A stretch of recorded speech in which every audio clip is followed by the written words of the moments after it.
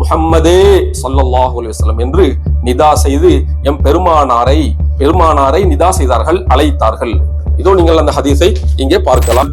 இவ்வாறு அழைப்பது ஷிர்க்கை ஏற்படுத்தும், தூதரை அழைப்பது அது ஒரு பிதஅத்தான ஒரு விடயம் என்றெல்லாம் கூறி மக்களை இன்று சிதைத்துக் கொண்டிருக்கின்றார். இமாமுனா அல் புகாரி ரஹிமஹுல்லாஹ் அவர்களுக்கு என்ன தீர்ப்பு வழங்குவது? இந்த வார்த்தையை கூறிய சையத்னா இப்னு உமர் ரலியல்லாஹு அன்ஹு என்ற அந்த உயர்ந்த சஹாபிக்கு என்ன தீர்ப்பு வழங்குவது?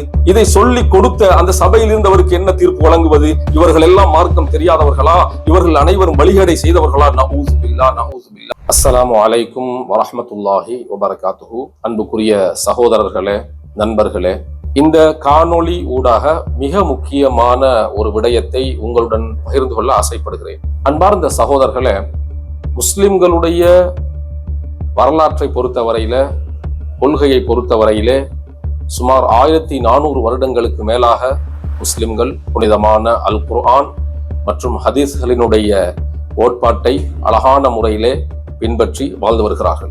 அந்த அடிப்படையில் காலப்போக்கிலே முஸ்லிம்களுடைய கொள்கைக்கு எதிரான, முஸ்லிம்களுடைய கொள்கையை மாசுபடுத்தக்கூடிய பல சிந்தனைகள், கொள்கைகள் உருவெடுத்துக் கொண்டு வந்து கொண்டிருக்கின்றன.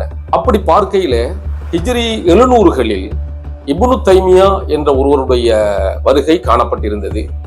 இவர் இஸ்லாமிய பல கொள்கைகளை மறுத்திருக்கின்றார், முஸ்லிம்கள் கொண்டிருந்த பல அடிப்படைகளை தகர்த்திருக்கிறார் என்று நான் சொல்ல வேண்டும். அதாவது இன்று இப்னு தைமியா மற்றும் முஹம்மது இப்னு அப்துல் வஹாப் போன்றோருடைய கொள்கைகளை இன்று யார் பரப்பிக் கொண்டிருக்கிறார்கள் என்று சொன்னால் வஹாபிகள். அதாவது நமது நாட்டை பொறுத்தவரையில தௌஹீத் ஜமாத் என்ற பெயர்களில் காணப்படக்கூடிய பல இயக்கங்கள் இருக்கின்றன. அவர்கள் வஹாபிகளுடைய கொள்கைகளை, அதாவது இப்னு தைமியா மற்றும் முஹம்மது இப்னு அப்துல் வஹாப் போன்றவருடைய கொள்கைகளை தான் பரப்பி வருகிறார்கள். அவர்களுடைய கொள்கையில் ஒன்று என்னவென்றால், எங்கள் கண்மணி எம்பெருமான் முஹம்மது ஸல்லல்லாஹு அலைஹி வஸல்லம் அவர்கள் வஃபாத்தான பின்னர் அவர்களை அழைக்கலாகாது. யா முஹம்மது என்று அழைப்பது அது ஷிர்க்கை ஏற்படுத்திவிடும், அவ்வாறு அழைப்பவர் காஃபிராகி விடுவார் என்ற ஒரு பயங்கரமான ஒரு கொள்கையை போதித்து வருவதை மக்கள் அனைவரும் கேட்டிருப்பீர்கள். இவ்வாறான பிரசங்கங்களையும் பயான்களையும் கூட நீங்கள் செவிமடுத்திருப்பீர்கள். இது உண்மையிலேயே சரியான ஒரு கொள்கை தானா? முஹம்மது ஸல்லல்லாஹு அலைஹி வஸல்லம் அவருடைய மரணத்தின் பின்னர் அவர்களை யா முஹம்மத் அல்லது யா ரசூல் அல்லாஹ், யா நபி அல்லாஹ் என்று அழைப்பது உண்மையிலேயே குர்ஆன் ஹதீஸுக்கு எதிரான ஒரு கொள்கையா? நமது மார்க்கம் தடை விதித்த ஒரு கொள்கையா என்று பார்த்தால் நிச்சயம் இல்லை. இது வஹாபிகளினால் உருவாக்கப்பட்ட ஒரு புதுமையான வழிகேடான ஒரு கொள்கை. இப்னு தைமியா போன்றோரினால் அவருடைய நூல்களிலே எழுதி வைக்கப்பட்ட ஒரு கொள்கை. இந்த கொள்கைக்கும் இஸ்லாத்துக்கும் சம்பந்தமே இல்லை. ஏனெனில் முஸ்லிம்கள், சஹாபாக்கள், தாபீன்கள், இவ்வாறாக முஸ்லிம்கள் காலாகாலமாக எம் பெருமான் முஹம்மது ஸல்லல்லாஹு அலைஹி வஸல்லம் அவருடைய மரணத்துக்கு பின்னர் யா முஹம்மத், யா ரசூலல்லாஹ் என்றெல்லாம் நிதா அழைத்து வருகின்றார்கள். அதற்கு நம்மிடம் பல்வேறுபட்ட ஆதாரங்கள், பதிவுகள், நம்பகமான செய்திகள் இருக்கின்றன. அந்த அடிப்படையில இப்போ நீங்க நம்ம நாட்டில் இருக்கக்கூடிய இந்த மாதிரி சிந்தனைவாதிகளை நீங்கள் இவ்வாறு சொல்வதை கேட்கலாம். எனவே அவர்களுக்கும் ஒரு உபதேசமாக நான் சொல்கின்றேன், நிச்சயமாக இந்த கொள்கை, அதாவது முஹம்மது ஸல்லல்லாஹு அலைஹி வஸல்லம் அவர்கள் வஃபாத்தான பின்னர் அவர்களை நிதா செய்வது, யா முஹம்மது என்று அழைப்பது அது குஃப்ர், ஷிர்க் என்று நம்பிக்கொண்டிருப்பவர்களே, முதலாவதாக இந்த கொள்கையை விட்டு வெளியேறி விடுங்கள். இது முஃமின்களுடைய கொள்கை அல்ல, சஹாபாக்கள், தாபீன்கள், தபஅ தாபீன்களுடைய கொள்கை அல்ல என்பதற்கு நம்மிடம் பல சான்றுகள் இருக்கின்றன. அதற்கு உதாரணமாக நான் உங்களிடையே ஒரே ஒரு விடயத்தை மாத்திரம் சொல்லிக்கொள்ள விரும்புகின்றேன். இதோ நீங்கள் பார்க்கக்கூடிய கிரந்தம் அல் அதபுல் முஃப்ரத். இதோ நீங்கள் பார்க்கக்கூடிய கிரந்தத்தை பாருங்கள், அல் அதபுல் முஃப்ரத். இந்த நூல் இன்றைக்கு தொகுக்கப்பட்டு சுமார் 1200 வருடங்களாகி விட்டன. எத்தனை வருடங்கள்? சுமார் 1200 வருடங்களுக்கு மேலாகிவிட்டது. இந்த நூலை தொகுத்தவர் மிக பிரபல்யமான மாபெரும் அறிஞர் இமாமுனா அல் புகாரி ரஹிமஹுல்லாஹ். அதாவது சஹீஹுல் புகாரி என்று சொல்கிறோம் அல்லவா, அந்த சஹீஹுல் புகாரியை தொகுத்த அந்த மாபெரும் அறிஞர் இமாம் அல் புகாரி ரஹிமஹுல்லாஹ் அவர்கள் தான் இந்த அல் அதபுல் முஃப்ரத் என்ற நூலையும் தொகுத்து தந்திருக்கின்றார்கள். இந்த நூலிலே அவர்கள் பல்வேறுபட்ட விடயங்கள் தொடர்பாக பதிவு செய்து கொண்டு வருகையில் ஒரு முக்கியமான ஒரு ஹதீஸையும் பதிவு செய்கிறார்கள். அதிலே தலைப்பிடுகிறார்கள். பாபுமா யகூலு ரஜுல் இதா ஹதிரத் ரிஜ்லுஹு, அதாவது தலைப்பிடுகிறார்கள் ஒருவருடைய கால் பலகீனமாகி இயங்க முடியாத ஒரு வருத்தத்துக்கு உள்ளானால் அவர் என்ன செய்ய வேண்டும், அவர் என்ன கூற வேண்டும் என்பது என்ற ஒரு தலைப்பை இட்டு அதில் ஒரு முக்கியமான ஹதீஸை பதிவு செய்கிறார்கள். அதாவது அறிவிப்பாளர் வரிசையெல்லாம் அவர்கள் தெளிவாக குறிப்பிட்டு சொல்கிறார்கள்.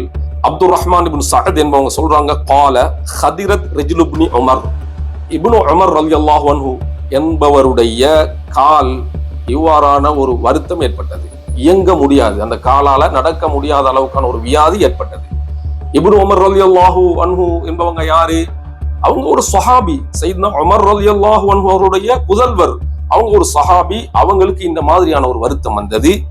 ஃபகால லஹு ரஜுலுன், அப்போ அங்கிருந்த ஒருவர் அவருக்கு சொன்னார், உஸ்குர் அஹப்பன் நாசி இலைக், இப்னு உமர் அவர்களே, உங்களுக்கு மிகவும் பிடித்தமான ஒரு மனிதரை ஞாபகியுங்கள், கூறுங்கள், உங்களுக்கு ரொம்ப மனதுக்கு பிடித்தமான ஒருவரை கூறுங்கள் என்று சொன்னவுடன் இப்னு உமர் ரலியல்லாஹு அன்ஹு, அவங்க சஹாபி, அவங்களுக்கு வேற யாரதான் மிக பிடிக்க போகுது? சையதுனா முஹம்மது ஸல்லல்லாஹு அலைஹி வஸல்லம் அவர்கள் தான் அவங்களோட உள்ளத்துக்கு மிகவும் பிடித்தமானவர்கள்.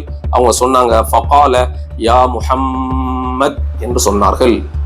ஃபகால யா முஹம்மத், முஹம்மதே ஸல்லல்லாஹு அலைஹி வஸல்லம் என்று நிதா செய்து எம் பெருமானாரை நிதா செய்தார்கள், அழைத்தார்கள். இதோ நீங்கள் அந்த ஹதீஸை இங்கே பார்க்கலாம். இந்த செய்தியை இமாமுனா அல் புகாரி ரஹிமஹுல்லா தங்களது அல் அதபுல் முஃப்ரத் என்ற இந்த கிரந்தத்திலே பதிவு செய்திருக்கிறார்கள். அதை தற்பொழுது நாம் பார்த்தோம்.